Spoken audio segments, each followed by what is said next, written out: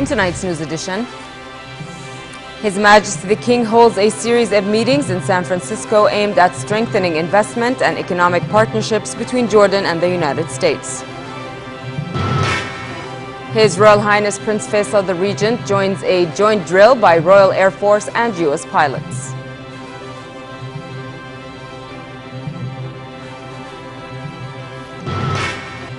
And 245 Turkish coal mine workers are killed in the country's worst industrial disaster. Good evening and welcome to the news at 10. His Majesty the King met in San Francisco a number of CEOs of major U.S. companies and discussed ways of strengthening investment opportunities between Jordan and the United States. King Abdullah also delivered a speech at the University of California. He spoke about the available opportunities in Jordan's ICT sector that made the kingdom a pioneer center in this field at both the regional and international levels. We get more in this report. His Majesty King Abdullah comes together with investment leaders from U.S. Angel Investment Group in San Francisco. He gave a briefing on the investment opportunities in Jordan and the prospects for launching Jordanian-U.S. ventures. The King said such meetings would offer opportunities for Jordanian startup projects, create new vacancies, and contribute to achieving the desired economic growth. King Abdullah said Jordan has many opportunities in the ICT field, including qualified human resources capable to develop software applications that are compatible with the Arab and regional markets' needs and meet the growing demand. He said Jordan had witnessed a huge leap in the ITC industry and related services, especially in the areas of health, education, and e-content industry. The King called on Google company to explore the possibilities and opportunities available in the kingdom, especially with regard to the development of the Arabic content on the internet, adding that Jordan produces about 75% of this content. The CEOs of American companies said they are ready to benefit from the competitive advantages of the Jordanian economy. Well, I think we're already beginning to see much more interest in the area. Some of the venture firms are beginning to open up regional offices or to sponsor trips to come and to Jordan directly and to see entrepreneurs and meet them and hear their pitches. So it's already happening, and I think there'll be more travel back and forth, and that's a good thing. At the University of California in Berkeley, His Majesty delivered a speech in the Innovative Jordan Conference hosted by the university. King Abdullah hoped this event will make a contribution. Now, I've always been fascinated by the ability of entrepreneurs to take a brick and see in it a house and build a whole city. But new enterprises need solid ground to build on. And that's Jordan's vision. An economy open to jobs-rich, export-oriented growth. A level playing field. Investments in education, R&D, and infrastructure.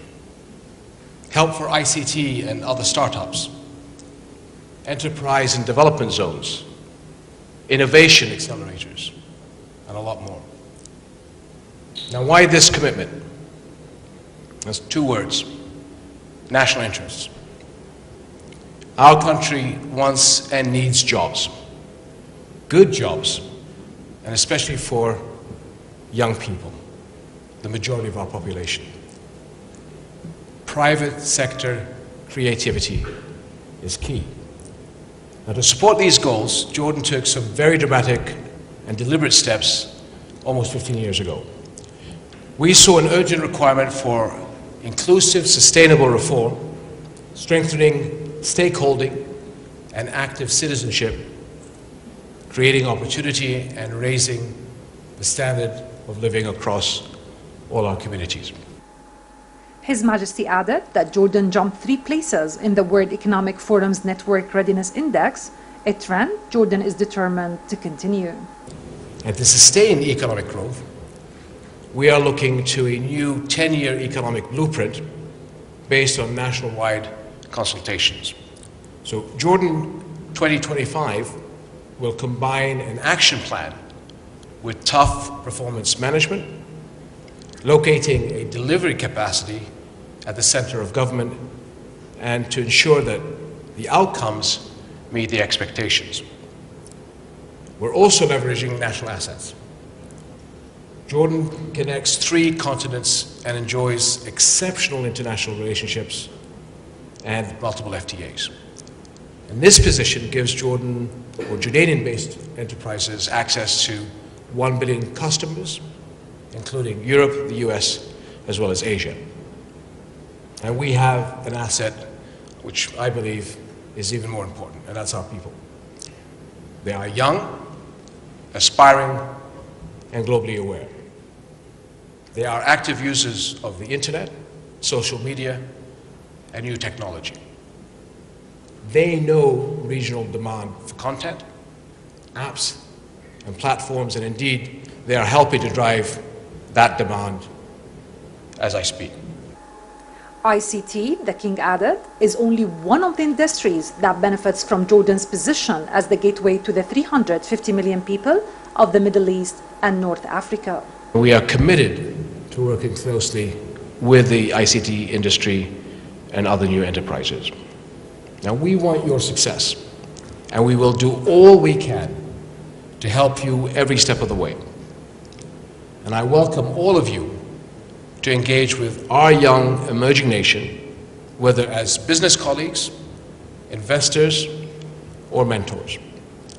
And you will find Jordan's tech scene, I believe, remarkably familiar, creative, passionate, and excited about the future. So I hope you will visit and join us. Chancellor of the University of California, Nicholas Dirks, said the university, and especially Skydeck Incubator, which is a model for startup and business incubation, will provide all possible support to Jordanian pioneering companies to help them in developing their projects. Jordan has long realized the importance of reaching out beyond its borders and recognized the vital importance of partnerships between the public and private sectors to attract investment, to enable economic growth, work productivity, job creation, and prosperity more generally. Under the leadership of His Majesty, Jordan has steadily pursued these objectives through investing in Jordan's innovative and talented human capital and liberalizing its telecommunications sector, among others, in its strive to become a knowledge and innovation-driven economy. The king also met on the sidelines of the conference with participating Jordanian academics, investors, and businessmen who successfully invested in the US. His Majesty urged them to benefit Jordan's economy through their experiences. This came during King Abdullah's visit to business incubator Plug and Play for IT manufacturing in San Francisco, which includes a number of emerging Jordanian companies. The king stressed the importance of how Jordan can benefit from this incubator in supporting pioneering entrepreneurs in IT sector. The king highlighted the importance of investing in the ICT sector, which has a key growth driver, creating 80,000 jobs, and for its contribution to the GDP, which currently stands at 12%. Hala Dababne for the News at 10. His Royal Highness Prince Faisal the Regent joined a joint drill carried out at a Jordanian airbase by Royal Air Force and U.S. Air Force pilots and Marines. The 8th annual Falcon Air Meet was launched at a desert airbase near Azraq. The exercise involved live fire displays with ammunition dropped by F-16 and F-18 fighter jets, as well as air maneuvers during which aircraft dropped illumination flares to deflect guided enemy missiles. Jordanian Special Forces and U.S. Marines units also carried out a mock landing exercise to mop up a building. Participants in the drill, also attended by Chairman of the Joint Chiefs of Staff, General Mish'al al-Zaban, and senior officers, demonstrated high combat skills and accuracy in hitting the designated targets and joint coordination during combat operations.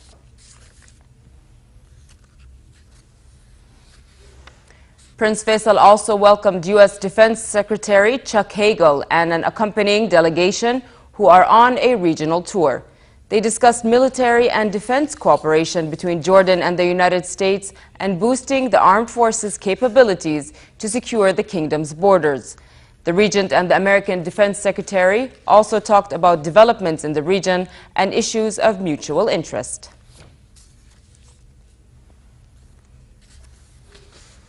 His Majesty the King expressed sympathy over victims of a fire at a coal mine in western Turkey, which left more than 200 workers dead. In a cable to Turkish President Abdullah Gül, King Abdullah expressed his profound sorrow over the loss of the innocent lives and wished the injured a speedy recovery. The latest figures put the death toll at 238, and the mine's operator said nearly 450 miners were rescued after the fire at the coal mine. Rescuers pulled more dead and injured from the coal mine more than 24 hours after an explosion in what could be the nation's worst mining disaster. Turkey has declared 3 days of mourning. This report has the details. One by one, the injured are carried out from this mine in western Turkey. The quiet on Wednesday morning, broken by the occasional wail from a loved one. The death toll from Tuesday's mine explosion in the town of Soma is well over 200. Hundreds more may still be trapped inside. Overnight, families clamored outside a hospital for news. We had been working in a mine overground nearby. We saw everything from there. We saw the ambulances and people waiting. I have 2 relatives in the mine. We have been waiting since this afternoon and we are still here. No one is giving us any information. Freezer trucks now serve as makeshift morgues. As hospitals overflow with the dead, teams of psychiatrists are arriving to help counsel the families. This could become the nation's worst ever mining disaster. From the Vatican, Pope Francis sent his prayers for the victims. But in the Turkish parliament, an angry tone. Something should have been done to prevent this, an opposition figure said. In Soma, there are continuous explosions in mines, and in those explosions, we lose our workers. Our parliamentary questions were, we inspected 10 times, we've found 66 flaws, they were fined. Result? New explosions, new losses. A fire was still burning underground on Wednesday, hampering rescue efforts. Oxygen was being pumped into the mine to keep those trapped by the blaze alive. The disaster highlights Turkey's poor record on worker safety. It's drawn renewed calls from the opposition to investigate safety standards at mines previously run by the state. The lower house praised efforts by His Majesty the King, security agencies and other state institutions that led to the release of Jordanian ambassador to Libya, Fawaz Aitan, who was kidnapped last month. Aitan was freed by his kidnappers and returned home safely yesterday.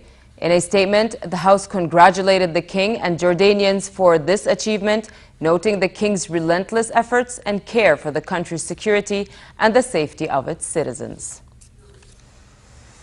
Russia said the resignation of international peace envoy Lakhdar Brahimi must not disrupt diplomatic efforts to resolve the Syrian conflict. Brahimi will step down at the end of this month after 2 rounds of negotiations between the Syrian government and the opposition have failed to break a deadlock. Russian Deputy Foreign Minister Gennady Gatilov said the dynamics of previous rounds of talks must be maintained. In the escalating Syrian conflict, rebels launched attacks on government forces in a bid to capture a checkpoint in northwestern Idlib province. The clashes occurred in Ma'arat al-Nu'man, where rebels of the Free Syrian Army were attempting to take over a checkpoint leading to a key military camp. The latest fighting followed a rebel attack on May 5 around Ma'arat al-Nu'man, in which activists said about 30 Syrian government fighters were killed. Also in the north, smoke rose from government strongholds in Aleppo's Khalidiyya district after a series of explosions were carried out by rebels. Fighting was also raging in the eastern Ghouta region of Damascus. A new round of negotiations between Iran and 6 world powers over Iran's disputed nuclear program began in Vienna. The talks aimed at reaching a final accord to settle the standoff over Tehran's nuclear ambitions. The new round is led by European Union Foreign Policy Chief Catherine Ashton on behalf of world powers, while Iran's delegation is headed by Foreign Minister Mohammad Jawad Zarif. The meeting began after the International Atomic Energy Agency, IAEA, indicated that more work was needed to fully implement a series of nuclear transparency measures by Tehran. A new comprehensive agreement is intended to go further than the joint plan of action that had been agreed in November in Geneva. Moving to a new phase in the negotiations where we start pulling together what an outline of an agreement could look like. We've already got the joint plan of action that was agreed in November and has been implemented since the 20th of January. This is about going the further step of dealing with all the remaining issues that have to be dealt with in the comprehensive agreement. Famous British comedian Rowan Atkinson, well known for his role as Mr. Bean, visited the ancient city of Petra. The actor toured the Rose City while listening to its rich history, which made it one of the 7 world wonders and an attraction site for tourists worldwide. Atkinson expressed his awe at the ruins and described Petra as amazing.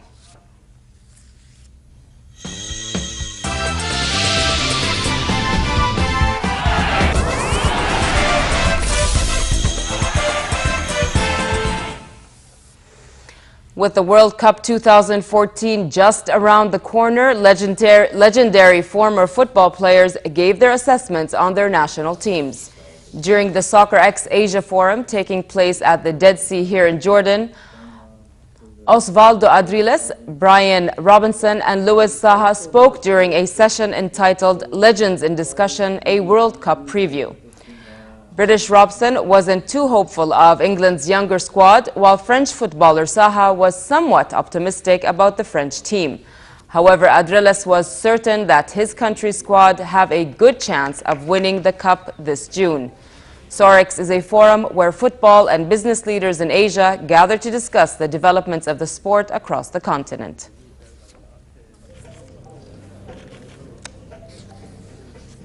And how about over to the NBA, the Portland Trail Blazers kept their season alive for at least one more game with a 103-92 home victory over San Antonio Spurs to prevent a Western Conference semifinal sweep at the hands of the top-seeded Spurs. Damian Lillard recorded 25 points and 5 assists for his best game of the second round, while Nicholas Batum put up 14 points, 14 rebounds and 8 assists. Batum also played tough defense on fellow Frenchman Tony Parker, who led San Antonio with a low 14 points. The series shifts back to San Antonio for Game 5, where the Spurs will be confident of wrapping up proceedings in front of their home fans. How about combined and Aldridge? 8 of 15, 19 points from your 2 superstars. Screen by Duncan. Tony Parker nails it. 13 for Parker. And finally, cool tonight in most regions with some clouds and southwesterly winds. Tomorrow, a rise in temperature is expected. Therefore, it will be fair in the hilly areas and warm in the rest of the country with northwesterly moderate winds. The Gulf of Aqaba should expect a fair night and hot day tomorrow with northerly winds and slightly choppy seas. Next are the lows and highs for tonight and tomorrow.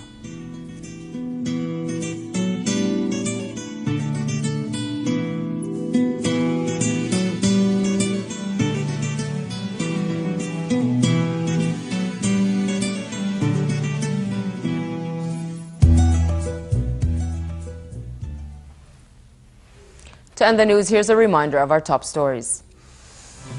His Majesty the King holds a series of meetings in San Francisco aimed at strengthening investment and economic partnerships between Jordan and the United States. His Royal Highness Prince Faisal the Regent joins a joint drill by Royal Air Force and U.S. pilots.